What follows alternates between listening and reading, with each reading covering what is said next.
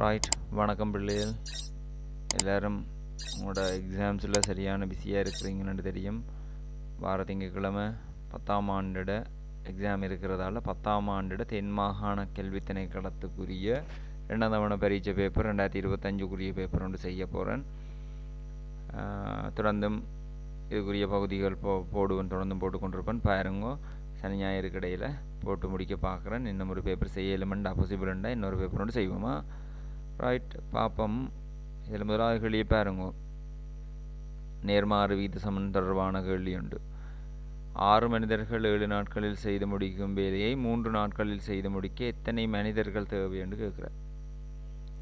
6 மனிதர்கள் 7 நாட்களில் செய்து முடிக்கும் வேலையை நாங்கள் மனிதர்கள் நாட்கள் 2 வளமையாக செய்கிற பட்டன மனிதர் நாட்கள் 2 போடுவோம். அங்கால மனித நாட்கள்ன்றதை ஷோட்டாக கொடுத்துக்கொள்வோம். இப்போ இங்கே 6 மனிதர்கள் எத்தனை நாட்கள் செய்கிற வேலை இருந்ததாம்? 7 நாட்களில் செய்து முடிக்கிறதா உத்தேசிக்கப்பட்ட வேலை தான் இங்கே இருக்க போகிற வேலை. 6 42 மனித நாட்கள் தான் அங்கே இருக்கிற மொத்த வேலையே அவ்வளவுதானா? மொத்த வேலை எவ்வளவுன்னு கேட்டால் 42 மனித நாட்கள். அதான் அங்கே இருக்கிற மொத்த வேலை. அந்த வேலையை 3 நாட்களில் முடிக்கிறதுக்கு எத்தனை மனிதர்கள் தேவைன்னு கேட்டது. நாட்கள் 3, மனிதர்களோட எண்ணிக்கை தெரியாத எக்ஸென்ட் எடுக்க போகிறோம். ஆகவே எக்ஸ் தர 3ன்றது இதுக்கு சமனாக இருக்கணும், 42க்கு சமனாக இருக்கணும். சமப்படுத்தினா என்ன வரப்போகுது? 3x சமன் 42. ஆகவே எக்ஸ் சமன் 42 3 போய் வகுத்திருக்கும் 14 மனிதர்கள்.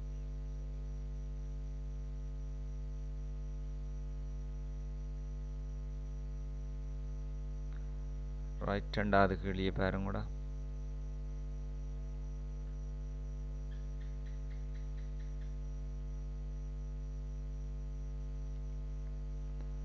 ரெண்டாவது கேள்வி. இதில் 2x 3 முழுவதின் வர்க்கமண்டு காட்டியிருக்க வேணும். இந்த 2ன்றது மேலே வந்திருக்கணும், சுட்டியாக வந்திருக்கணுமா? 2ன்ற சுட்டியாக வந்திருந்தால் தான் சரியாக இருந்திருக்கும். இந்த வர்க்கம்தான் இதில் காட்டப்பட்டிருக்கு, கீழே பிரிண்டிங் மிஸ்டேக்காக வந்திருக்கு, சுட்டியாக இருந்திருக்கணும். ரைட், இப்போ என்ன விரிவு கேட்டிருக்கு? 2x 3 முழுவதின் வர்க்கத்திட விரிவு. அந்த விரிவிட 2 டேஸை விட்டுருக்கீங்கன்னா நடு உறுப்பை காட்டியிருக்கு, 2ஆம் உறுப்பை காட்டியிருக்கான். இதில் விரிவு வேணுமெண்டா நாங்கள் ஷோர்ட்டாக வச்சுருப்போம். இந்த இந்த இந்த விரிவை ஞாபகம் வச்சுக்கொள்ளுங்க. a சக b முழுவதிட வர்க்கம் பண்ணி ஞாபகம் வச்சுக்கொள்ளுங்க. a சக b முழுவதிட வர்க்கத்திட விரிவு என்னது? a வர்க்கம் சக 2ab சக b வர்க்கம். இதில் என்ன நடக்குதுண்டா, முதலாவது இருப்பு கோவைகளோட வர்க்கம். அப்போ இருப்பு கோவைண்டா ஏயும் பியும் 2 உறுப்பு இருக்குது. அந்த 2 உறுப்பு கோவையோட வர்க்கம் தான் இதில் காட்டியிருக்கு. அப்போ என்னென்று நாங்கள் அதில் விரிவு எழுதுகிறோம்? முதலாம் உறுப்போட வர்க்கம். அப்போ ஏட வர்க்கம். பிறகு ஏயும் பியையும் பெருக்கி, அதாவது முதலாம் உறுப்பையும் 2ஆம் உறுப்பையும் பெருக்கி விளங்கி வச்சுக்கொள்ளணும். இப்படி தான் முதலாவதோட வர்க்கம் ஏ வர்க்கம். அடுத்தது 2 உறுப்பையும் பெருக்கினா ஏபி. அந்த 2 உறுப்பையும் பெருக்கின பிறகு வந்தான் சார் 2ஆல் பெருக்கிறோம். அப்போ 2ab. அதுக்கு பிறகு பிஏட வர்க்கம் 3ஆம் உறுப்பாக வரப்போகுது. அப்போ 3ஆம் உறுப்பு பி வர்க்கமா? அதே தான் இங்கேயும் நீங்கள் அங்கே ஏபி என்று சொன்னதை இங்கே இமேஜின் பண்ணிக்கொள்ளுங்க. ஏ ஆயுதம் நினைக்க போகிறீங்க 2xஐயும், பி ஆயுதம் நினைக்க போகிறீங்க 3ஐயும் நினச்சிக்கொண்டீங்கன்னா சரி.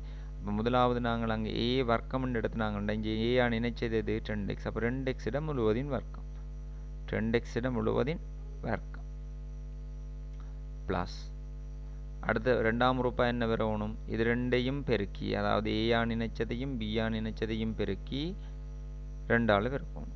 அப்போ 2 தர 2x தர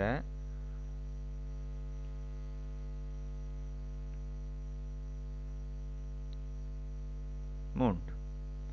ஏ நினைச்சது பி நினைச்சதை பெருக்கி வந்த ஆன்சரை 2ஆல் பெருக்கிறோம். ப்ளஸ் பி வர்க்கம். பி வர்க்கம்ன்றது இங்கே என்னது? பி என்றது 3இன் வர்க்கம். உங்களுக்கு ஆன்சர் இதில் தெரியுது. 2x முழுவதின் வர்க்கம் என்றால் ஆன்சர் என்னது? 4x வர்க்கம். 2 வர்க்கம் 4, எக்ஸிட வர்க்கம் எக்ஸ் வர்க்கம். இப்போ 2 4, 3 12, 12x ஆல் பெருக்குனா 12x. அது 2ஆம் உறுப்பு அவையில் தந்திருந்தது.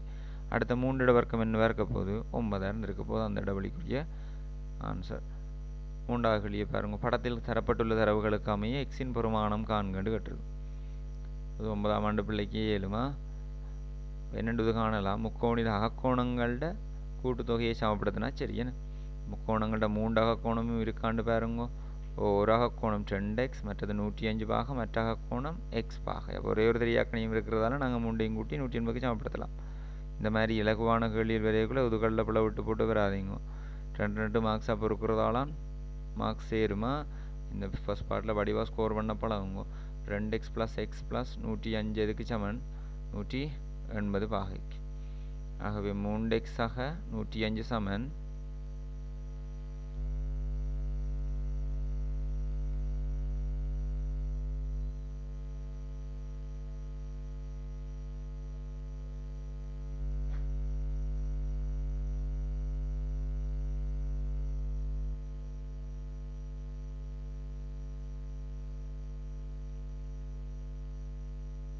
3x ஆக 105 சமன் இதுக்கு 180 பாக. ஆகவே 3x சமன் அந்த 105 அளவு கழிப்பட்டு 75 பாகை. ஆகவே x சமன் 2 வரப்போகுது. 75 3 பிரிச்சிருந்த அளவு 25 பாகையாக இருந்திருக்கு.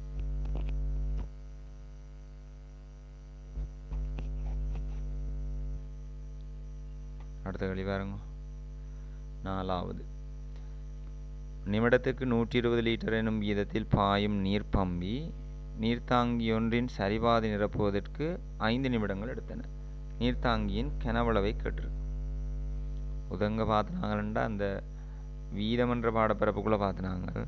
வீதமன்ற பாடப்பரப்பில் நீர்ப்பாய்ச்சல் வீதம்ன்றதை எப்படி காய்ச்சினாங்க. நீர்ப்பாய்ச்சல் வீதம்ன்றது எப்படி வரும். வீதம் சமன் கனவளவின் கீழ் நேரம். கனவளவின் கீழ் நேரம். கதிசமன் தூரத்தின் கீழ் நேரம். வீதம் சமன் நீர்ப்பாய்ச்சல் வீதம்ன்றது என்னது கனவளவின் கீழ் நேரம். கனவளவு என்னவோ கனவளவை நேரத்தால் பிரித்தா என்ன வரப்போகுது வீதம் வரப்போகுது. அதாவது ஓரலகு நேரத்தில் வெளியேறிய நீரிட கனவளவு தான் என்னது வீதம். ஒரு குழாய்க்குள்ளே தண்ணி வருதுண்டா எல்லாம் எதுக்குள்ளாலேயோ நீர் பம்பியோ ஏதோ ஒன்றுக்குள்ளால துளையோ அதுக்குள்ளால் வர்ற தண்ணி ஒரு அலகுன்றது என்னென்னா ஒரு செகண்ட் அல்லது ஒரு நிமிஷம் அல்லது ஒரு மணத்தியாலம். ஒரு அலகுன்னு சொல்கிறது அதுதானா. இப்போ கதியன்றதை வர விளக்கணப்படுத்தக்குள்ள ஓரலகு நேரத்தில் பயணித்த தூரம் என்று சொன்னாங்க. இங்கே ஓரலகு நேரத்தில் வெளியேறிய நீரிட கனவளவு அல்ல நீரிடோ திரவத்திர கனவளவு. ரைட். இப்போ இதில் பார்ப்போம். வீதத்துக்குரிய சமன்பாடு இதுதான். அப்போ அவர் தந்த பாருங்க நிமிடத்திற்கு 120 லிட்டர். என்ன நிமிடத்துக்கு 120 லிட்டர்ன்னு சொன்னால் இது நீங்கள் நேரடியாகவும் செய்யலாம். ஒரு நிமிடத்துக்கு 120 லிட்டர்ன்னா 5 நிமிடத்துக்கு அவ்வளோ ஒன்று பார்க்க போகிறோம். சரிபாதி நிரப்புவதற்கு 5 நிமிடங்கள் எடுத்தனன்னு சொன்னவர். அப்போ ஒரு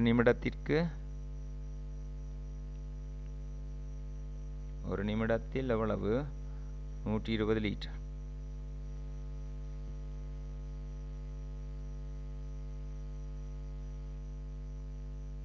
அடுத்த ஸ்டெப்பில் என்ன எழுத போறீங்க. 5 நிமிடத்தில் ஃபுல் டேங்கு நிரம்பையில் டேங்கோட அரைவாசி நிரம்பு தான். சரிபாதி நிரம்புவதற்கு 5 நிமிடங்கள் எடுத்துன வேண்டாம். 120 இதால் பிறக்க போகிறீங்க 5ஆல் பிறக்க போகிறீங்க எவ்வளவு 600 லிட்டர். 600 லிட்டர் நிரம்பத்தான் 5 நிமிஷம் எடுத்துருக்குன்னு சொன்னால் உங்களுக்கு விளங்கணும். மொத்த டேங்கோட கனவளவு தான் கேட்டுது. இப்போ டேங்கோட கனவளவு என்னென்னு வந்திருக்க போது வீதத்தை கண்டு போகிற விளையாட்டில் அந்த வேலையில் நேரடியாக இப்படி செய்யலாமா. கனவளவு 1200 லிட்டர் தாங்கியின் கனவளவு. ஏன் தாங்கிய கனவளவு 1200 லிட்டருண்டா அரைவாசி தான் 600 லிட்டர்னு தான் கண்டுபிடிச்சினாங்க. அடுத்த பாருங்க எக்ஸின் பெருமானத்தை கண்டு கேட்டிருக்கு. இங்கே இருக்குது எக்ஸிட பெருமானம் வேணுமெண்டா தரவில் பாருங்க சமாந்திரம் தந்திருக்கா. சமாந்திரம் தந்தால் சமாந்திரத்தை படிக்குங்க. சமாந்திரத்தை வச்சு தேட பாருங்க. ஏன்னா அந்த தரவில் சமாந்திரம் தாராரண்டா அதால் ஏதோ பிரயோசனம் இருக்கான். பட் இது இங்கே 90 ரூபா காட்டியிருக்கு. இது 90 ரூபா. இந்த முக்கோணியிட பாருங்க. இந்த முக்கோணியிட ஒரு புறக்கோணமாக தான் இந்த எக்ஸ்ன்றது தொழிற்பட போகுது. புறக்கோணம் அதில் அகத்து எதிர்கோணங்கள்ட்ட கொடுத்து சமன்றது எடுத்தாலே சரியானு தெரியுது பாருங்க. உங்களுக்கு இந்த கோணம் தெரிஞ்ச சரியல்லோ. சமாந்தர கோடுகள் சம்பந்தமான கோணங்கள் வரைக்குள்ள என்ன செய்யறாங்க. 2 சமாந்தர கோட்டை ஒரு குறுக்கோடு இடைவெட்டைக்குள்ள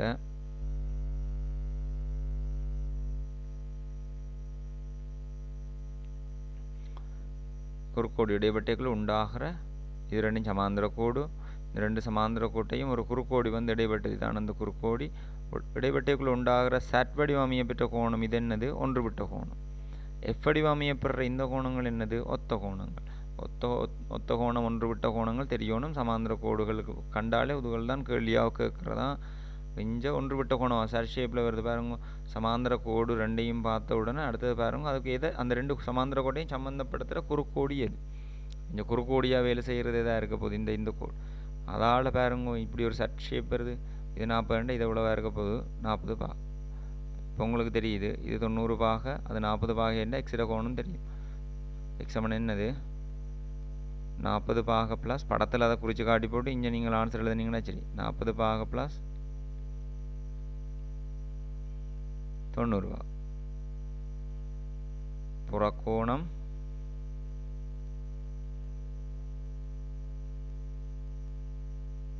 சமன் அகத்தெதிர்கோணங்களின் கூட்டுத்தொகை. அகத்தெதிர்கோணங்களின் கூட்டுத்தொகை. छोटा சரி எழுதி விடுங்க.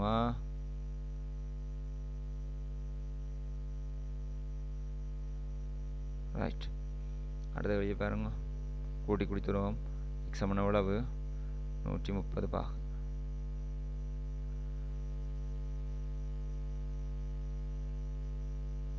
அடுத்த வழியை பாருங்க. 1 × 2x ஆக 1 × x ஆக 1 × 2x எதுக்கு சமனாம்? 1 × 4க்கு சமனாம். தீர்க்க வேண்டாம். எக்ஸை காணட்டாம். எக்ஸை காண சொல்லி கேட்குறார். எக்ஸிட பிரமாணம் காண என்ன செய்யணும்? பகுதி சமனாக இருக்கணும் இல்லோ. இதில் பகுதி எக்ஸ் அதில் பகுதி 2x இதை எத்தனை அளவு இருக்க போகிறீங்க? முதலாவது பின்னத்தை 2 அளவிற்கு சமவெளி பின்னமிடுங்க. இப்போ என்னென்னு வரப்போகுது? 2 × 2x ப்ளஸ் 1 × 2x சமன் எதுக்கு? 1 × 4க்கு. பகுதி சமனண்டா தொகுதியை கூட்டலாம் தானே. இப்போ என்ன வரப்போகுது? 3 × 2x. பகுதியை கூட்டுறையில் தொகுதியை மட்டும்தான் கூட்டுறது. பகுதி சமன இருக்கைக்குள்ளே தொகுதியை கூட்டினா சரி. 3 × 2xன்றதுக்கு சமன் 1 × 4க்கு சமன். இனி குறுக்கு பெருக்கம் செய்யுங்க. அங்களையும் ஜாலையும் ஒவ்வொரு பின்னம் இருக்கைக்குள்ளே குறுக்கு பெருக்கம் செய்துருங்க. ஒவ்வொரு பின்னம் இருக்கைக்குள்ளே அந்த வேலை செய்யணும். குறுக்கு பெருக்கம் செய்தால் இந்த 2xோட 1 பெருக்கப்பட்டு என்ன வரப்போகுது? 2x சமன் அந்த 3ஓட 4 பெருக்கப்பட்டு முன்னாங்கு 12. ஆகவே எக்ஸ் சமன் என்னென்று வரப்போகுது? 6. ஏன் அந்த 2 அங்கால வந்து பிரிபட்டிருக்கும். பிரிபட்டிருந்தால் 12 6 பிரித்தா என்ன வரப்போகுது? 12 2 பிரித்தா 6. அடுத்த பாருங்க. மடக்க வடிவில் வந்ததை சுட்டி வடிவுக்கு மாற்ற சொல்லியிருக்கு. வலுவாக 6இன் வலுவாக தருகன்னு கேட்டிருக்கு. 216 என்பதை 6இன் வலுவாக தருக. உங்களுக்கு தெரியணும் மடக்கையில் எது அடியோ அதான் சுட்டியிலையும் அடி. அப்போ இங்கே LOG 6 அடியாக அப்படியே 216இன் மடக்க பெருமானம் என்னென்று தந்துருந்தது? 3 இங்கே அடி என்ன? 6. ஆகவே இதை நாங்கள் சுட்டி வடிவத்துக்கு மாற்றினா இல்லை வலுவடிவம் என்று சொல்கிற வலுவடிவத்துக்கு மாற்றினா அங்கேயும் அடி என்ன வேறந்திருக்கும்? 6. அதில் சுட்டி என்ன வேறந்திருக்க போகுது? 3. அப்போ 6இன் 3ஆம் வலு சமன் இதுக்கு 216. அவர் கேட்டது மாதிரி தான் 216 என்பதை 6இன் வலுவாக தருகின்ற 216 எத்தனை? 6இன் 3ஆம் வலு. வெண்ணுருவில் A இடைப்பட்டு B டேஸ் 8வது கேள்வியை பாருங்க. A இடைப்பட்டு B டேஸ் பிரதேசத்தை நிலட்டி காட்டுக. இதை விளங்கி கொள்ளுங்க. இப்படி இடைப்பட்டுன்றதை 2-3 வழியில் விளங்கி வச்சுக்கொள்ளலாம். நிலற்ற வழியாகவும் வேறு டைரெக்ஷனில் நிலற்ற மூலமும் நிலட்டி கொள்ளலாம். இல்லை ஷார்ட்கட்டுன்னு ஞாபகம் வச்சுக்கொள்ளுங்க. இப்படி ஒரு கேள்வி கேட்டால் இதை எப்படி வாசித்து விளங்கி வச்சுக்கொள்ளணும்டா B டேஸ்ண்டா B தவிர்ந்தேன்னு சொல்லி தந்துருக்கிறோம். B தவிர்ந்த A என்று ஞாபகம் வச்சுக்கொள்ளுங்க. B தவிர்ந்த A. இப்போ ஏன்றது பெரிய வளையம். வெளியால் இருக்கிற வளையம் தான் A. அதுக்குள்ளே B என்றது எவ்வளவும் B. ரைட். அப்போ ஏன்றது ஓகே. ஏன்றது எப்படியான ஏ வேணும்னா எங்களுக்கு B தவிர்ந்து B தவிர்ந்து என்றது இவ்வளவும் பெரிய வட்டமே. அதுக்குள்ளே பியை தவிர்க்கணுமெண்டா பியை தவிர்த்து ஏண்டா இது வரும்? அந்த B விட்டு வெளியால் சிம்பிளாக ஞாபகம் வச்சுக்கொள்ளுங்க. இப்படியா இப்போ B தவிர்ந்து என்றதோட அர்த்தம் என்ன?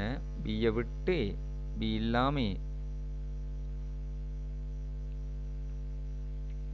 ஓகே, சிம்பிளாக வச்சுக்கொள்ளுங்க இந்த மாதிரி கேள்வி வரையக்குள்ள. அடுத்தது 2 5 x 4 8 என்ற எண் கூட்டத்தின் இடை 5 எனின் எக்ஸின் பெருமானம் யாதுன்னு கேட்குறேன். இப்போ இடை எப்படி காண்ற நாங்கள்? இடை காண்றது எப்படி? இருக்கிற எல்லா வீட்டுக்களையும் கூட்டி எத்தனை வீட்டுக்களோ அத்தனை வீட்டுக்களோட எண்ணிக்கையால் பிரிக்க வேண்டியான். இங்கே 1 2 3 4 5 இட்டுக்கள் இருந்திருக்கு. மொத்த இட்டுக்கள் எண்ணிக்கை 5 சரி. அதால் பிரிக்க போகிறோம் எதை மொத்தத்தை பிரிக்க போகிறோம். இப்போ இங்கே 2 5 7 7 4 11 11 மட்டும் 19 19 அதோட சேர்த்து அந்த எக்ஸும் இருக்குல்லோ அதையும் கூட்ட போகிறோம். கவனிச்சுக்கொள்ளுங்க. 2 5 7 7 4 11 மட்டும் 19 அது எண்களை கூட்டினாங்க. அதோட சேர்த்து இந்த எக்ஸ்ன்ற தெரியாக்கணிங்க மட்டும் வச்சுருந்தாங்களோ அதையும் கூட்டணும் தானே.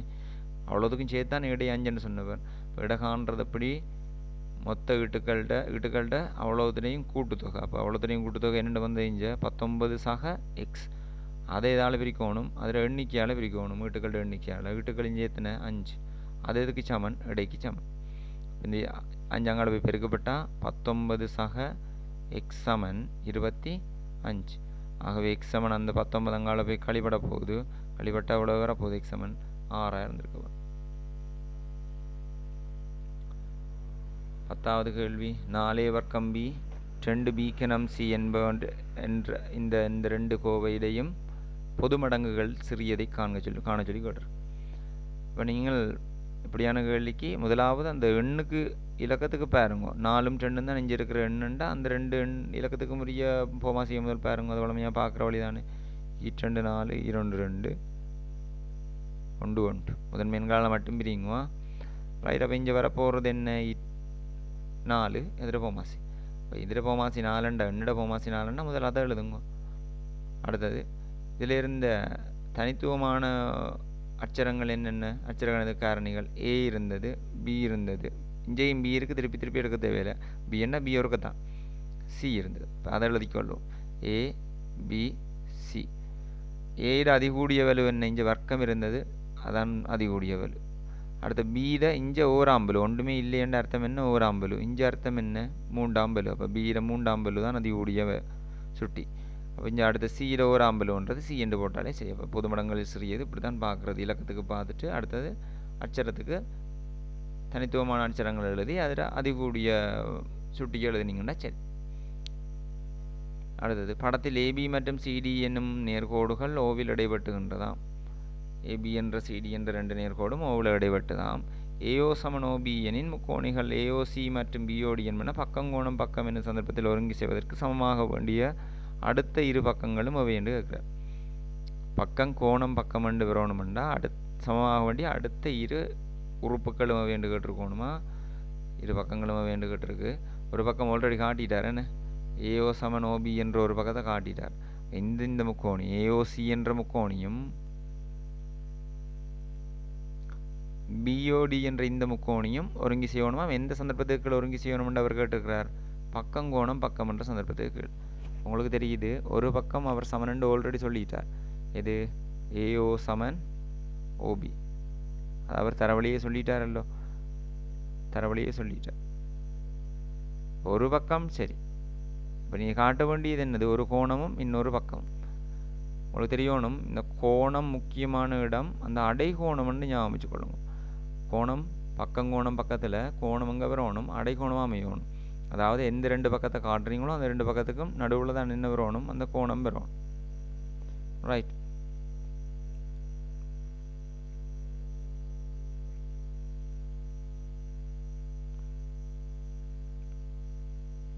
அப்போ நாங்கள் தான் இங்கே காட்ட வேண்டி வரப்போகுது. அடுத்த 2 எது சமனாக இருந்தால் இது பக்கங்கோணம் பக்கத்துக்குள்ளே விழுத்தலாமட்டு பார்ப்போம். இதில் இந்த கோணமும் சமனாக இருந்தால் சரி. இந்த 2 கோணமும் சமன் தானே. அது இடைவெட்டுறதால இப்படியும் சமன் தான். குத்தர் கோணம் சமன் தானே. அது மாதிரி இதுவும் சமனாக இருக்கணும். இந்த பக்கமும் இந்த பக்கத்துக்கு சமனாக இருந்திருக்கணும். அப்போ தான் பக்கம் இந்த 2 பக்கமும் சமனண்டு காட்டி அதுக்கு பிறகு அந்த அடைகோணம் சமனண்டு காட்டி முடிக்கலாம். அவர் இதில் எங்களை தான் காட்ட சொல்லி கேட்டதால் நாங்கள் எங்களோட விருப்பத்துக்கு காட்டலாம். ஆனால் சும்மா ஒரு பக்கத்தை காட்டி போட்டு போகிறையில் நான் சொன்னால் ஒரு கோணமும் ஒரு பக்கம் தான் காட்டணும்.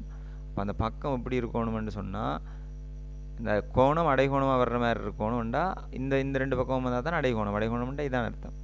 2 கோட்டுக்கு இடையில் வார கோணம் தான் அடைகோணம். இப்போ இங்கே ஏஓன்றது ஆல்ரெடி ஒன்று காட்டிட்டாருன்னு சொன்னால் அடுத்தது சிஓ காட்டினா தான் அதுக்கு இடையில் கோணம் பெறும். என்ன?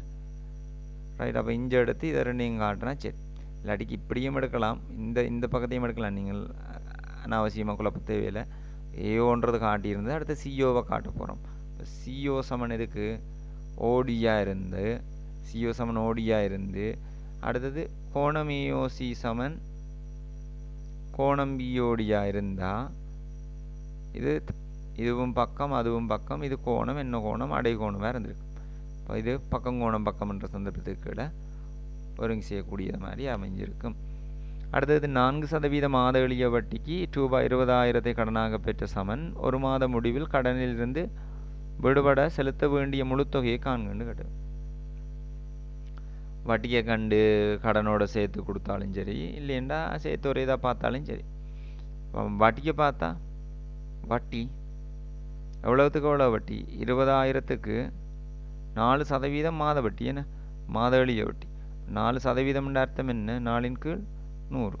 0,0,0,0 வெட்டுனா அங்கே வர போகிறது எவ்வளவு? ரூபாய் 800. 20,000 ரூபாய்க்கு 4% எவ்வளவு? ரூபாய் 800. இதை தாண்டி அங்கால நாங்கள் செலுத்த வேண்டிய முழு தொகை எவ்வளவு? செலுத்த வேண்டிய தொகை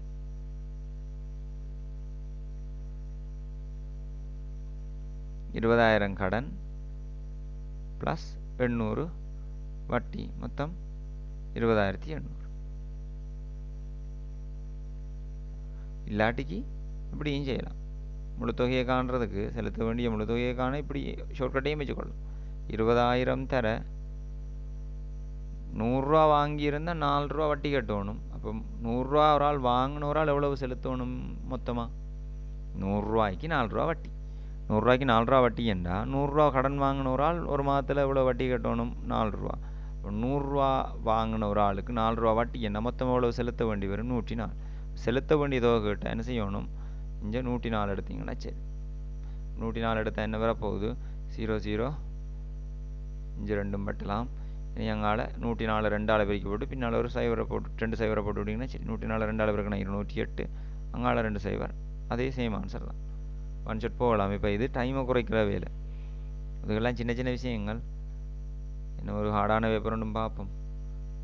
படத்தில் தரப்பட்டுள்ள தரவுகளுக்கு அமைய நேர்கோடு ஏபியின் சமன்பாட்டை கேட்டிருக்கு. இந்த நேர்கோடு ஏபியிட சமன்பாடு கேட்டிருக்கு. அதில் ஒரே ஒரு தரவு இருக்குது, வெட்டுத்துண்டு. வெட்டுத்துண்டுன்னா தெரியும் பிள்ளைகளுக்கு. வரைவு வையச்ச எங்கே இடைப்பட்டதோ அதான் என்னது? வெட்டுத்துண்டு.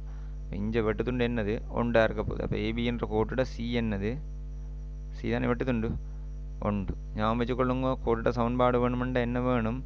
அது பொது வடிவம் தெரிஞ்சிருக்கணும். y = mx C. எம் தெரிஞ்சிருக்கணும், சியும் தெரிஞ்சிருக்கணும். அப்போ முதலாவது சியை கண்டுபிடிச்சு நான் ஏன் அந்த வரைவு வையச்சு எங்கே இடைப்பட்டதோ அதான் வெட்டுத்துண்டு சொல்லி தந்திருக்கிறோம். இந்த வரைவு வையச்சு எங்கே இடைப்பட்டி இருக்கு? ஒன்று இல்லை. அப்போ சி சமன் எவ்வளவு? ஒன்று. இந்த படித்திறன் எம்ம காண்றதுக்கு இன்னொரு கோடு வந்திருக்கு பாருங்க. சம்மந்தம் இல்லாமல் இன்னொரு கோடு வந்திருக்குன்னு நினைக்காங்க. அது தேவை. அந்த கோட்டை வச்சு தான் இந்த கோட்டுக்குரிய சமன்பாடு எடுக்க போகிறோம். முக்கியமான ஒரு தடவை அதுலேருந்து தான் எடுக்க போகிறோம். எப்படின்னு சொன்னால் இந்த கோட்டிட சமன்பாடு என்னென்று வந்திருக்கு? y = 2x 3. இங்கே m என்னென்று கேட்டால் m சமன் எவ்வளவு? 2. அந்த கோட்டிட m சமன் எவ்வளவு? 2. m சமன் 2. எங்களுக்கு அது தேவை. இதுவும் அதுவும் சமாந்திரம்ன்றது காட்டியிருக்குல்ல. இங்கே அம்புக்குறி காட்டியிருக்கு பாருங்க. ரெண்டு கோடும் சமாந்திரம்ண்டா சமாந்திரமான நேர்கோடுகளோட படித்திறன் என்னவா இருக்கும்? சமனாக இருக்கும். படித்திறன்டாலே அது சாய்வைத்தான் குறிக்குது. எவ்வளவு சாய்வு எக்ஸச்சோட அது என்ன கோணத்தை அமைக்குது, என்ன மாதிரி சாய்வில் இருக்குன்றதை தான் குறிக்குது. அப்போ உங்களுக்கு தெரியணும் இது ரெண்டும் சமாந்திரமாக இருக்குன்னா இந்த ரெண்டு கோணமும் சமன். இந்த கோணமும் சமன் இல்லை. ஏன்? ஒத்த கோணம் அமையும். இந்த ரெண்டு கோணமும் சமன்ண்டா இதர சாய்வும் அதர சாய்வும் உண்டு. ஒரே சாய்வில் இருக்கிறதால படித்திறனும் உண்டா? இங்கே என்ன அர்த்தம்?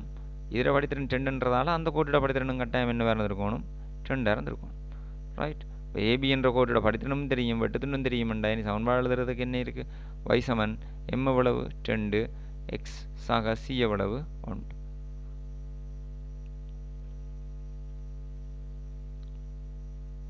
x ஆக 1. ரைட். அடுத்த பாருங்க. கீழே தரப்பட்டுள்ள தரவுகளுக்கு அமைய வர்க்கமூலம் 73 பெருமானம் காண்கண்டு கேட்டிருக்கு. அவரே பெருக்கி சுருக்கி எல்லாம் தந்திருக்கிறார். உங்களை கண்டுபிடிக்க மட்டும்தான் இருக்கு. உங்களுக்கு வர்க்கமூலம் 73 பெருமானம் என்றா 8.5 வர்க்கம் எவ்வளோன்னு கண்டிருக்கான். இந்த எக்ஸா 8.4 எடுத்துருக்கா. அப்போ 8.4 வர்க்கம் தான் பாருங்க. இந்த அட்டவணையை விளங்கி கொள்ளுங்க. எக்ஸை தந்து போட்டு எக்ஸ் வர்க்கத்தை கண்டிருக்கு. இப்போ எக்ஸ்ன்றது இந்த கோலத்தில் இந்த ரோவில் காட்டியிருக்குண்டா அதில் வர்க்கம் தான் இந்த ரோவில் காட்டியிருக்கிறதெல்லாம். 8.4 வர்க்கம்ண்டா 8.4 பேருக்குன்னா இதான் வந்திருக்கு 70.56. 8.5 வர்க்கம் தான் 72.25. அதே மாதிரி 8.6 வர்க்கம் இது, 8.7 வர்க்கம் இது. அப்போ நாங்கள் பார்க்கணும் எதுண்டா எது இதில் கிட்டிய பிரமாணம் 73 உங்களுக்கு வேணும் வர்க்கம் 73 பிரமாணம்ன்றது எதுக்கு கிட்ட 72.25க்கா இல்லை 73.96க்கா கிட்டன்னு பார்த்தா சரி உங்களுக்கு அப்படியே தெரியுது. 73.96 இருந்து 73 கழிச்சா என்ன வந்திருக்கும்? 0.96 வந்து மிச்சம் வந்திருக்கும். 0.96ன்றது கொஞ்சம் கூட. இங்கே பாருங்க 72.25 கழிச்சா எதுலேருந்து 73 இருந்து 72.25 கழிச்சா இந்த ரெண்டு இடத்துலையும் 0 போட்டு கழிச்சு விடுங்க. 5 10ல் 9ல் 2 போனால் 7.75.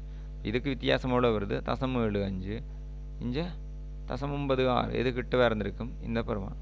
ஆக வர்க்கமூலம் 73 பெருமானம் என்னென்னு கேட்டால் 72.25 கொடுத்துட்டு வாரையில் உங்களுக்கு தெரியும் வர்க்கமூலத்தை விட்டு வழியால் எடுக்கணும்னா வர்க்கமாக இருக்கணும். இப்போ நாங்கள் 73 கிட்டிய ஒரு அன்னளவா பெருமானமாக எப்படி எடுக்கலாம்? 8.5 வர்க்கம் என்று எழுதலாம். அன்னளவா எக்ஸாக்டாக 8.5 வர்க்கம் இல்லை, அன்னளவா 8.5 வர்க்கத்துக்கு தான் செட் ஆகுது. 8.5 வர்க்கம் வெளியால் வந்து என்னென்று வரும்? 8.5. அடுத்து பாருங்க தீர்க்கண்டு கேட்டிருக்கு. எக்ஸே 4 தர எக்ஸாக 1 சமன் 0. 2 காரணிகளோட பெருக்கம் 0 இருக்குண்டா என்ன அர்த்தம்? ஏதர பி 0 இருக்கணும்னு சொன்னால் ஏதர பி 0 சொன்னால் ஒன்று ஏ 0 இருக்கணும், இல்லாட்டிக்கு பி 0 இருக்கணும். சும்மா சொல்லுவோமே ஏ 1000 பி 0. 1000ஆல் 0 பிறகுனா என்ன வரும்? 0 தானே வரப்போகுது.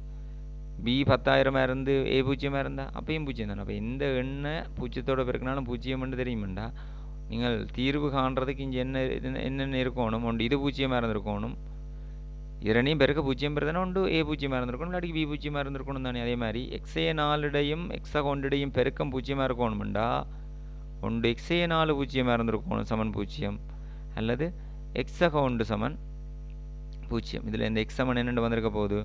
4 மிஞ்சி எக்ஸ் சமன் அந்த சக ஒன்று அங்கால போய் என்னென்று வந்திருக்கும்? மறை ஒன்றும் வந்திருக்குமா? அடுத்தது படத்தில் ஏடி சமன் டிபி சமன் பிசி ஆகும். கோணம் டிபிசி சமன் 40 பாகையெனின் கோணம் பிஏடி பருமனை காண சொல்லி கேட்டுரு. இந்த ஏடி சமன் டிபி சமன் பிசி தரவுளை தந்திருக்கு. இந்த துண்டு ஏடி டிபி டிசி பிசி மூன்றுமே சமன். டிபிசி 40 பாகையம். டிபிசி என்ற இந்த கோணம் எவ்வளவு? 40 பாகை. இப்போ நான் கேட்குறேன் இந்த முக்கோணியில் என்ன வகையான முக்கோணி? டிபிசி என்ற முக்கோணி ஒரு இருசம பக்க முக்கோணி. ஏன் இதில் டிபியும் டிசியும் சமன் இல்லோ? இருசமபக்க முக்கோணியில் சமனான பக்கங்களுக்கு எதிரான கோணங்கள் சமன்ன்றதை ஞாபகம் வச்சுக்கணும். இருசமபக்க முக்கோணியில் சமனான பக்கங்களுக்கு எதிரான கோணங்கள் சமன். அப்போ இது ரெண்டையும் சமன் எடுக்கலாம்னு சொன்னால் இது 40 பாக போயிட்டுண்டா 180 பாக தான் மொத்த கோணங்கள்ட்ட கூட்டுத்தொகைண்டா இதில் 140 மிச்சம் இருக்க போகுது. இந்த ரெண்டு கோணத்திலையும் கூட்டுத்தொகை எவ்வளவாக இருக்க போகுது? 140. 140 எவ்வளவு பாக அங்கே வந்திருக்கும்? இதில் 70 பாகையும் அங்கேயும் 70 பாகம் வந்திருக்கு. ரெண்டாக பிரித்து கொடுத்தீங்கன்னா சரி ரைட். இங்கே 70 பாக இங்கேயும் 70 பாக சமனான பக்கங்களுக்கு எதிரான கோணங்கள் சமன். இப்போ இது 70 உங்களுக்கு தெரியுமே. இது 110 பாகம் ஆமல்லோ. ஏன் நேர்கோடு அடுத்துள்ள கோணங்கள்ட்ட கொடுத்த எவ்வளவு? 110 பாகம். இல்லாட்டிக்கு இதை புறக்கோணமாக எடுத்து செய்தாலும் சரி தான். இப்போ இது 110 பாகைன்னு சொன்னால் மிச்சம் இருக்கிறத எவ்வளோ 70. அப்போ இது ரெண்டையும் சமனாக கொடுக்கணுமே. பாருங்க ஏடியும் பிடியும் சமன் இல்லோ. இதுவும் ஒரு இருசம பக்க முக்கோணி தான். ஏபிடியும் ஒரு இருசம பக்க முக்கோணி. அப்போ அதுக்கும் சமனான பக்கங்களுக்கு எதிரான கோணங்கள் சமன்ன்றதை எடுத்துக்கொள்ளலாம். இப்போ எங்களுக்கு வேணும் பிஏடி இந்த பெருமன் தானே வேணும். இது ரெண்டும் சமன்ன்றதால இவ்வளோதையும் கூட்ட 180 வரணுமெண்டா இதில் 110 போயிட்டோன்னா மிச்சம் இருக்கிறத எவ்வளவு? 70. அப்போ 70 எத்தனையாக பிரித்து கொடுக்க போகிறீங்க? 2ஆக பிரித்து கொடுத்தீங்கன்னா சரி. ஆகவே பிஏடியில் பெருமன் சமன் பிஏடி சமன் 70/2 35 பாகை. அதுக்குரிய தேற்றங்களை எழுதி விடுங்க. இருசம பக்க முக்கோணியில் சமனான பக்கங்களுக்கு எதிரான கோணங்கள் சமன்.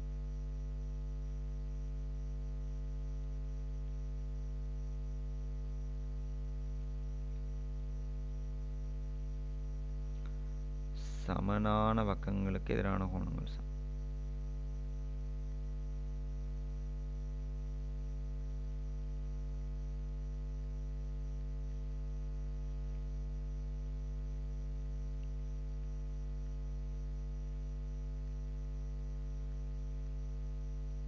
ரைட், அதை எழுதி விடுங்க ஷார்ட்டாச்சு. அடுத்தது பாருங்க 2x வர்க்கம் சக 3x சய 5 எனும் உறுப்பு இருபடிக்கோவையின் ஒரு காரணி x உண்டு எனின் எஞ்சிய காரணியை காண்கண்டு கற்று. ரைட், இதுக்கு ஷார்ட்கட்டும் இருக்குது. நீங்கள் இந்த காரணிப்படுத்தல் அறிவை தெளிவாக வச்சுக்கொண்டீங்கன்னா சரி. இதை முதல் 2x வர்க்கம் சக 3x சய 5 காரணிப்படுத்துகிறேன் அப்படின்னு பாருங்க. முதலாவது இந்த ஒழுங்குல இருக்கணும் ax வர்க்கம் ப்ளஸ் bx ப்ளஸ் c என்ற வடிவத்தில் இருக்கணும். எக்ஸ் வர்க்கத்துக்குரியால் முன்னாலையும் இந்த வர்க்கம் இருக்கிற உறுப்பு முன்னாலையும் அடுத்து அதை விட ஒன்று குறைஞ்சதும் அடுத்தது அந்த மாதிரிலையும் இருக்குமா. அப்போ கவனிச்சு கொள்ளுங்க. இங்கே 2x வர்க்கம்ன்றதுல குணகம் என்ன? எக்ஸ் வர்க்கத்தில் குணகம் எவ்வளவு? 2. இந்த 2ஆல் எதை பெருக்க போகிறீங்க? சய 5 பெருக்க போகிறீங்க. 2ஆல் சய 5 பெருக்குன்னு என்ன வரப்போகுது? சய 10. 10 காரணி என்னென்ன? ஒரு 10 ஈர் 5 திருப்பி 3ல் வராது, 4ஆல் பிரிபடாது, 5ஆல் பிரிபடும், 2 10. அதை கட் பண்ணி போட்டு இப்போ பாருங்க, கூட்டுத்தொகை அல்லது வித்தியாசம் நடு உறுப்பு தரணும். முதலாம் உறுப்பிட குணகத்தால் 3ஆம் உறுப்பு பெருக்கிறீங்கள், வந்தது சய 10 குறியோடு சேர்த்து பெருக்கணுமா. அதுக்கு பிறகு அதுக்கு காரணி எழுதியக்குள்ளே வந்த ஆக்கள்கிட்ட காரணிகளை செக் பண்ணுறீங்க. கூட்ட அல்லது கழிக்க என்ன வரணும்? நடு உறுப்பு வரணும். இந்த கூட்ட 11 இல்லை முதலாவதுல கழிச்சா 9 வரும். அப்போ அது முதலாவது சரி வராது. இந்த கூட்டங்கள் கழிச்சா 3 வருது பாருங்க. ரைட், இப்போ ஆக்கள் யாருன்றதை கண்டுபிடிச்சிட்டோம். 2 5 தான் இப்போ அந்த 4 உறுப்பு ஆக்க வேண்டிய 2 ஆக்கள். இப்போ இங்கே சயவத்தில் வந்தது பெருக்கம் சயவத்தா வரணும்டா. பெருக்கம் சயவா வரணும்டா. ஆன்சர் என்னென்னவா இருக்கணும்? என்னென்ன நம்பர்ஸ் பெருக்கப்படணும்? சகவும் சயவும். சக குறியும் சய குறியும் பெருக்கப்பட்டால் தான் என்ன வரும்? சயன்ற குறி பிறக்கும். என்ன இங்கே எது சக எது சயன்னு கேட்டால் இங்கே என்ன குறி இருக்குது? இவர்கிட்ட போய் கேளுங்க. இவர்கிட்ட என்ன குறி இருக்குது? ப்ளஸ் குறி. அப்போ இங்கே என்ன வந்து பெரிய ஆளுக்கு ஓடி வந்து ப்ளஸ் கொடுங்க, மற்ற ஆளுக்கு மைனஸ். என்ன உடைச்சு எழுத போகிறீங்க? 2x வர்க்கம் minus 10x plus 5x minus 5. 3 ரூபா கோவையாக இருந்தால் அது 4 ரூபா கோவையாக மாற்றி போட்டு செய்யுங்க. ரைட், அப்போ இதில் இந்த 2 சோடி இந்த 2 சோடி. இந்த 2 சோடியிலையும் இருந்து என்னத்தை பொதுவாக எடுக்கலாம்? இலக்கத்தில் 2 எடுக்கலாம். எக்ஸ் வர்க்கம் எக்ஸில் இருந்து எக்ஸ் எடுக்கலாம். இப்போ 2x வழியால் எடுத்த பிறகு இங்கே என்ன மிஞ்சும்? எக்ஸ் மிஞ்சும். சய இங்கே 2x வழியால் போயிட்டு மிச்சம் என்ன? 1. அதே எக்ஸை ஒன்று திரும்பவும் காரணியாக வரணும்ன்றா எக்ஸை ஒன்று அங்கே கொடுத்து போட்டு இந்த எக்ஸ் உள்ளுக்க போயிட்டா இங்கே வழியால் என்ன வந்திருக்க போகுது? சக 5. ஆகவே ஒரு காரணி வரணும். எது? எக்ஸை உண்டு. மற்ற காரணி இந்த வழியால் நிற்கிறார்களார் 2x சக 5.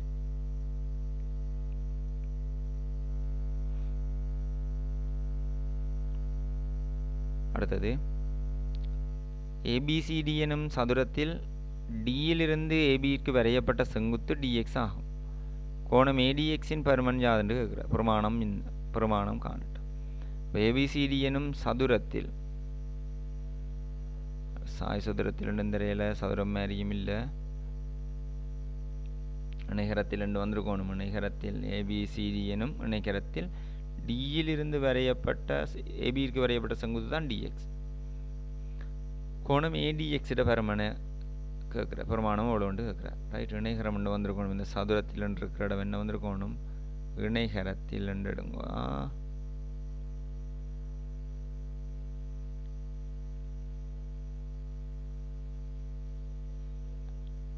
ரைட், இப்போ இந்த இணைகரத்துக்கு டியிலிருந்து ஏபிக்கு வரைஞ்ச செங்குத்து தான் இந்த dx என்ற செங்குத்து. இப்போ ADXிட பருமனண்டா ADXன்றது இது ADX என்ற இந்த கோணம் இல்லை. இந்த கோணத்தில் பரிமாணம் வேணுமெண்டா உங்களுக்கு தெரியும். இணைகரத்தில் எதிர்கோணங்கள் சமனன்று தெரியும். இதை விட வந்திருக்கும் 50 பாகையாக வந்திருக்கும். ஆமாம்ல. இப்போ இனி இந்த முக்கோணி கோணங்களை கூட்டு சமயப்படுத்தினா சரிதான். இந்த முக்கோணி ADXக்குள்ள குட்டி முக்கோணிக்குள்ள அதுக்குள்ளான் ADX நிற்கிது. கோணம் ADX என்னென்று வரப்போகுது? 50 பாகை ப்ளஸ் 90 பாகை ப்ளஸ் கோணம் ADX சமன் 180 பாகை. ஆகவே ADX சமன் 180 அந்த 140 போய் கழிப்பட்டிருக்கும். ஆகவே ADX பருமன் எவ்வளவு? 40 பாகை. அடுத்த பாருங்க, பாத்திரம் ஒன்றினுள் வடிவிலும் அளவிலும் சமமான நீல மற்றும் சிவப்பு நிற முத்துக்கள் 30 உள்ளன.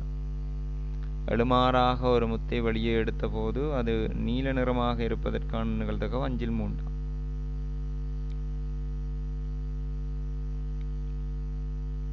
மொத்த மாவில் இருந்தது 30. மொத்த நிகழ்ச்சி எத்தனை நடக்கலாம்? 30 தானே. 31 எடுக்கலாம், 31வது மாவில் எடுக்கலாம், இல்லையோ? நடக்கக்கூடிய மொத்த நிகழ்ச்சி 30 தான். நீலம் சிவப்பு என்ன இருந்தாலும் உங்களுக்கு பிரச்சனையே இல்லை. மொத்த மாபிள் எத்தனை, மொத்த நிகழ்ச்சி எத்தனை நடக்கலாம்? 30. 30ல் எத்தனை பங்கு நீல நிறமாக இருப்பதற்கான நிகழ்தகம் 5/3 எடுத்தது. அது சுருக்கப்பட்ட வடிவம் மாதிரி யோசிச்சு வச்சுக்கொள்ளுங்க. 5ன்றது என்னவா மாறணும்? 30ஆக மாறணும். 5 30ஆக மாற்றணும்னு எத்தனை ஆள் பெருக்கணும்? 6ஆல் பெருக்கணும். எவ்வளவு? 30. அப்போ மேலேயும் பகுதியை 6ஆல் பெருக்கிறீங்கன்னா மேலேயும் தொகுதியையும் 6ஆல் பெருக்கணும் தானே, ரைட்? அப்போ 5/3 எனக்கு வரணும், 30/மேல்ன்ற ஒரு பின்னமாக வரணும். அதுக்கு தான் என்ன செய்ய போகிறேன்? 5/3 பின்னத்தை 6ஆல் பெருக்க போகிறேன், தொகுதியையும் பகுதியையும். என்னென்னு வரப்போகுது? 18/30, ரைட்? அப்போ நீல நிற முத்துக்களின் எண்ணிக்கையை காண்கண்டு கேட்டவர் நீல நிற முத்துக்கள் எடுப்பதற்கான நிகழ்தகவு என்னவா இருந்தது? 5/3. ஆக 30/18 தான் என்னவா இருந்திருக்க போகுது? நீல நிற முத்துக்கள் கிடைப்பதற்கான நிகழ்தகவு. அதை நாங்கள் 18 மொத்தம் 30 மேலே இருக்கிற 18ன்றது என்னது? நீல நிற முத்துக்கள். நீல நிற முத்துக்களோட எண்ணிக்கை எவ்வளவு? 18 நீல நிற முத்துக்களா?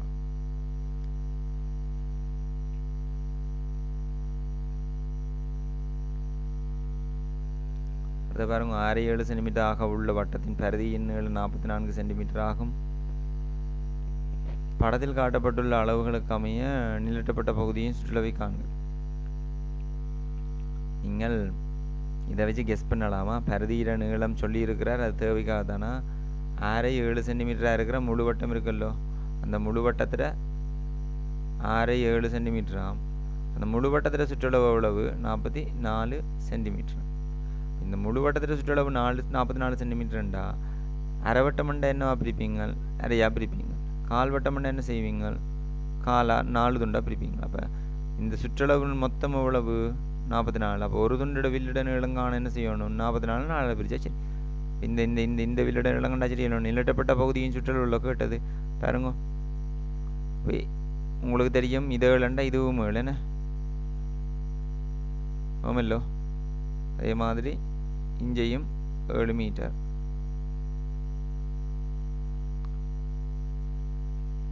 ஏழு சென்டிமீட்டர்.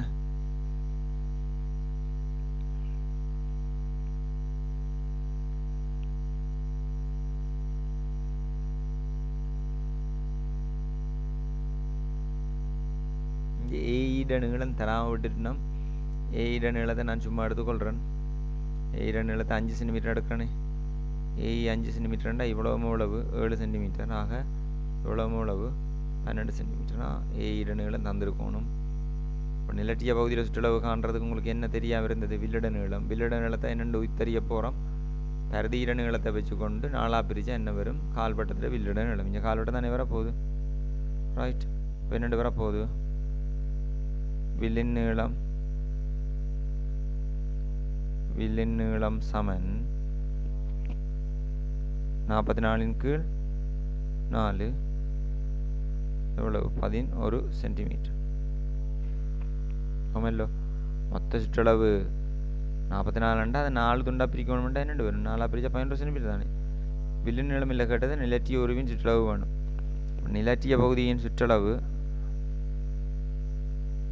பகுதியின் சுற்றளவு சமன் 11 + 5 + 12 + 7. பாருங்க, இங்கே ஸ்டார்ட் பண்ணான் 11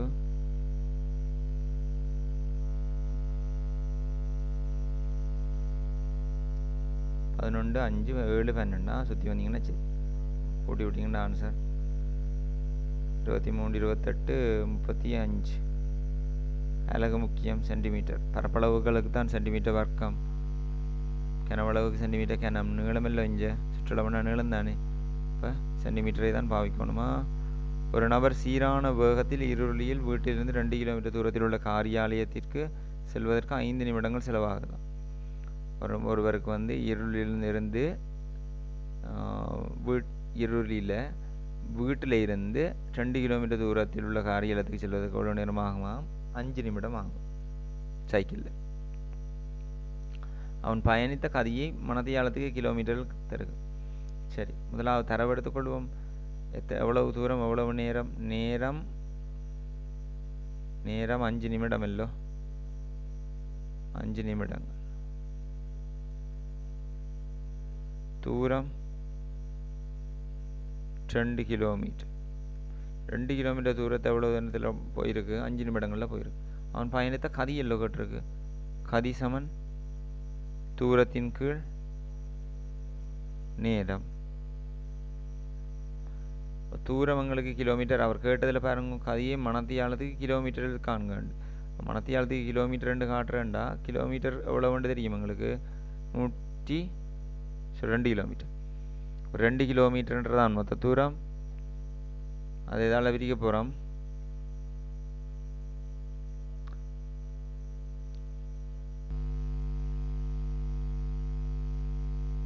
அஞ்சு நிமிடங்களை நாங்கள் மணத்தியாலத்துக்கு மாற்றணுமா? நிமிடங்களை மணத்தியாலத்துக்கு மாற்ற என்ன செய்யணும்? 60ஆல் பிரிக்கணும்.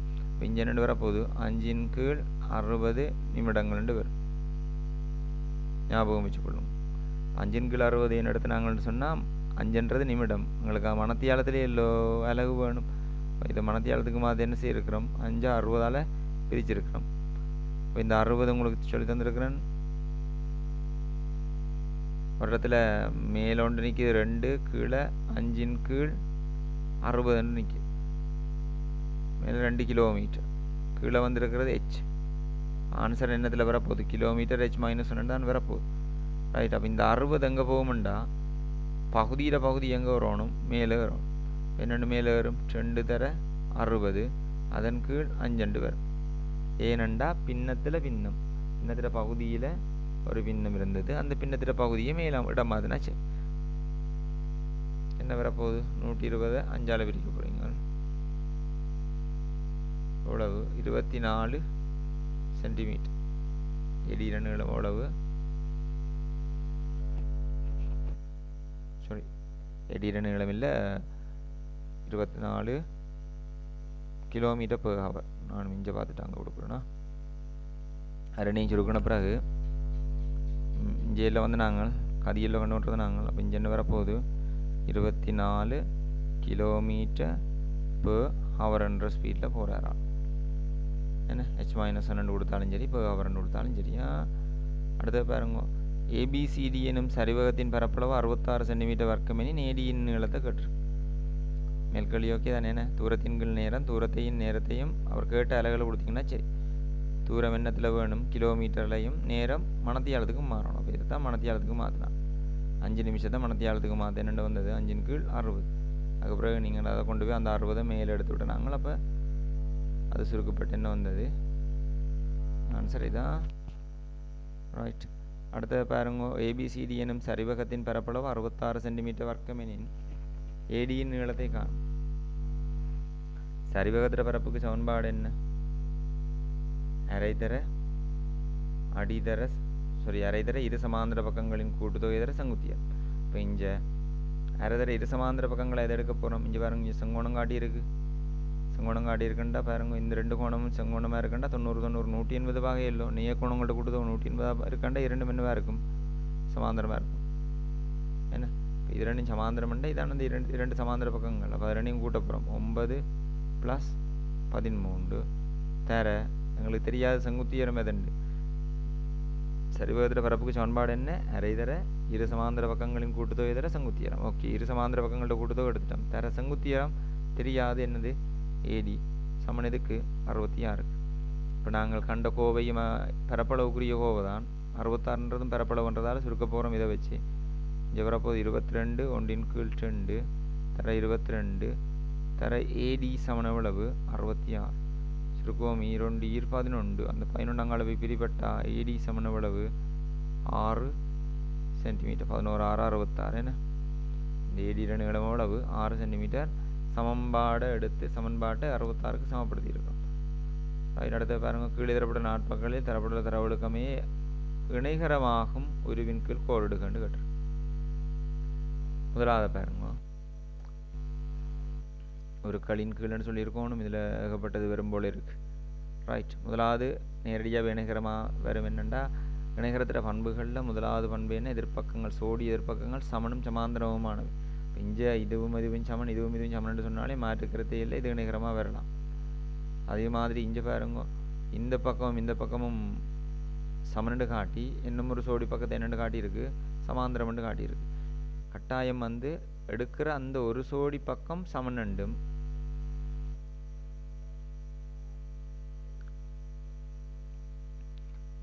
நாங்கள் எடுக்கிற பக்கம் வந்து எதை எடுக்கிறோமோ இதையும் சமன் எடுக்கிறோம்டா அதே அப்படியே சமாந்திரம்னு காட்டிட்டோம்னா என்ன செய்யலாம், இணைகிறம்னு எடுக்கலாம்.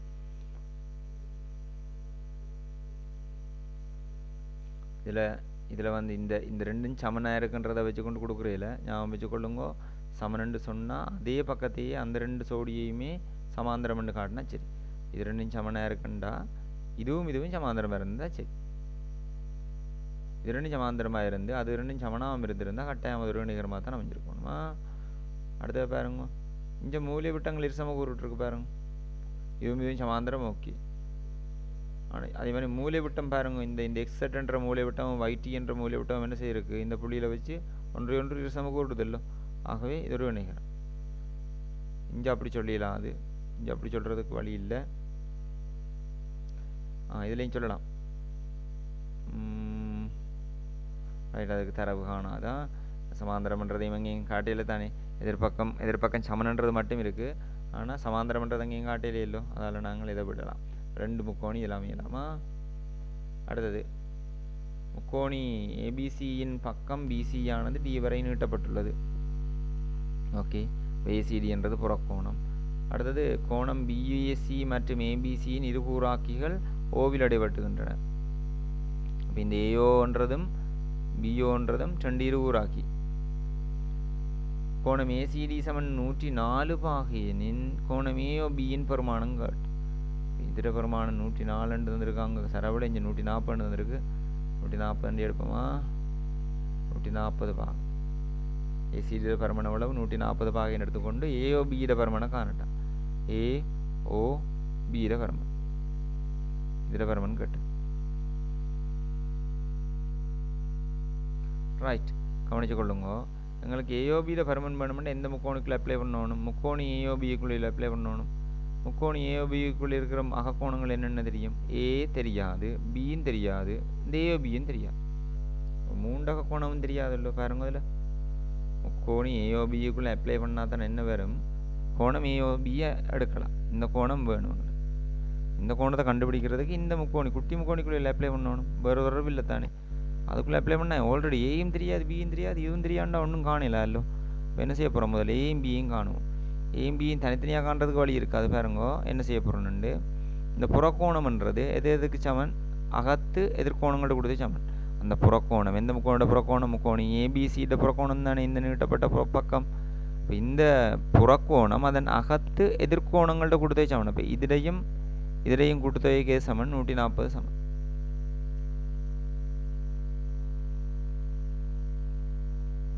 இந்த கோணம் இது தவிர மற்ற இந்த ரெண்டு கோணத்திலையும் கூடுதலைக்கு சமம். ஓகே, இப்போ இந்த கோணத்திலையும் கூடுதலைக்கு சமம். இப்போ 2A என்று 2A இருந்த ப்ளஸ் 2B சமன் இதுக்கு 140 பாகை. ஆகவே ஏ சக பியை ரெண்டை பொதுவெடுத்த என்ன வரப்போகுது, ஏ சக பி சமன் அளவு 140 பாகை. ஆகவே இந்த ரெண்டு அங்காளவை பிரிபட்டு ஏ சக பி சமன் எவ்வளவு வந்திருக்க போகுது, 70 பாகை. இதிலிருந்து ஏயும் பியையும் தனித்தனியாக காணல, அது வழி இல்லை, ஒரே ஒரு சமன்பாடில் உருவாக்கலாம். இப்போ ஏயும் பியும் கூட்டின எவ்வளவு எங்களுக்கு தெரிஞ்சிட்டല്ലോ, எவ்வளவு 70 பாகை. ரைட், இப்போ ஏயும் பியும் கூட்டின எவ்வளவுன்னு தெரியுமெண்டா, மிச்சம் காணலாதான்.